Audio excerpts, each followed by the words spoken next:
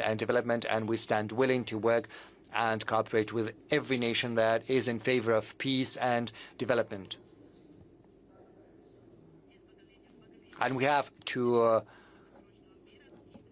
pass down this legacy from one generation to another.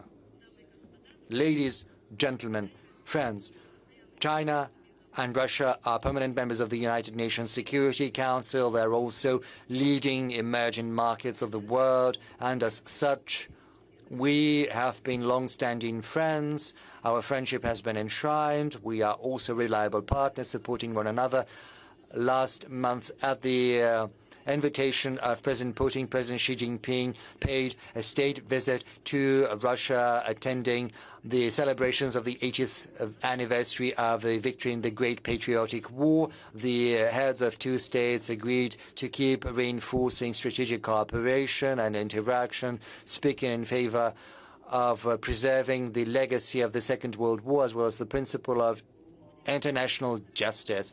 So together with our friends from Russia, we will keep putting into practice the important agreements secured by the two leaders, and will promote more global peace and global development. We will also improve global governance.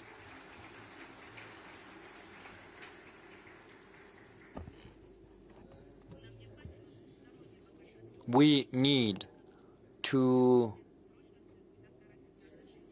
improve, deepen, strengthen and reinforce Russian-Chinese cooperation, also in such formats as the Eurasian Economic Union, and in other formats. We have to build a high-quality infrastructure, tap into our resource potential, and also ensure the complementarity of economic structures of Russia and China, developing our cooperation in energy, aviation, space exploration, AI, and so on and so forth.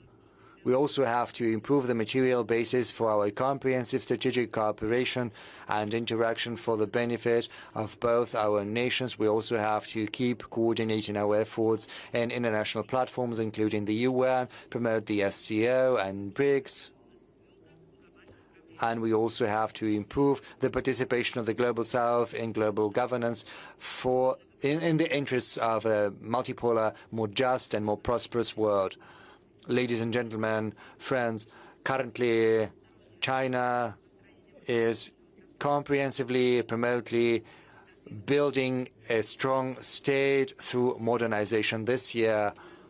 In spite of adverse external economic environment, China still keeps positive economic dynamics. Our GDP grew by 5.4% within the first several months of this year. We are one of the leading economies. We're also developing our international trade despite difficult economic environment, and it demonstrates to the whole world the resilience as well as the viability of our economy. We will also pursue more active macroeconomic policy aimed at supporting employment and the business community, as well as stabilizing the market.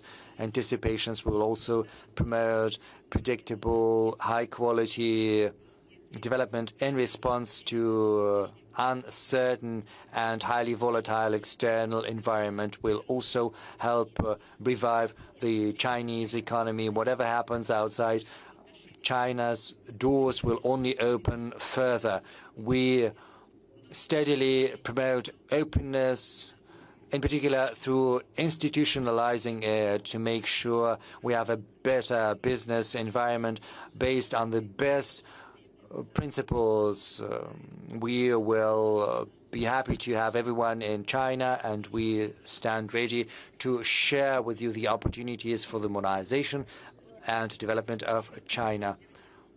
Yes, the road to multipolarity is going to be arduous, but it holds the promise of a bright future.